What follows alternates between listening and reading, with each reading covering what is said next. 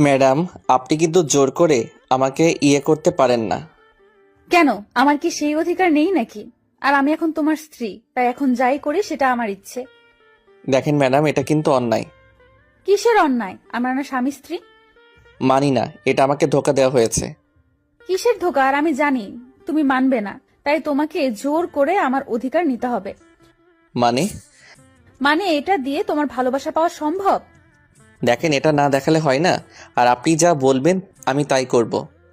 ঠিক আছে, তাহলে আগে আমাকে কোলে নিয়ে আগে একটু আদর করো। আচ্ছা।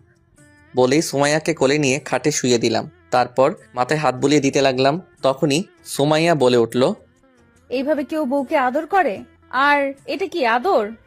তাহলে কিভাবে আদর করে? মাথাটা নামাও, তাহলেই আমি দেখিয়ে দেব কিভাবে আদর করে। ঠিক আছে। তারপর সুমাইয়া আমাকে অবাক করে দিয়ে